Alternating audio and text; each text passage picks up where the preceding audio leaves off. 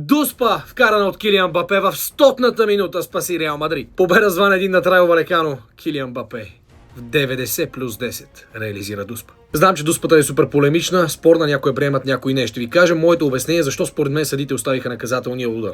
Менди първо игра с топката с левия си крак, но след това с десния оцели гърдите тялото на Браим Диаз. Обяснението поне според мен за съдиите е, че те решиха, че Браим Диаз ще продължи своето движение и може да достигне до топката.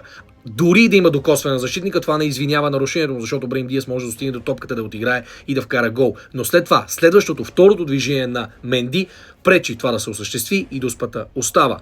Реал Мадрид победи много трудно Райо Валекано. Бе изравнен резултата от Де Фрутос. След това Реал изпусна много положения, но в 100-та минута Мбапе вкара дуспа. Кажете ми за Бога как Мбапе изпусна това на празна врата. Преодоля вратаря след контратака на Реал Мадрид на празна врата оцели на предишната града. Имаше и друга града на Камавинга. 2 гради за Реал Мадрид през втората част. Няколко изпуснати чисти положения, но това беше най-чистото. Мбапе не успя да оцели по празнената врата.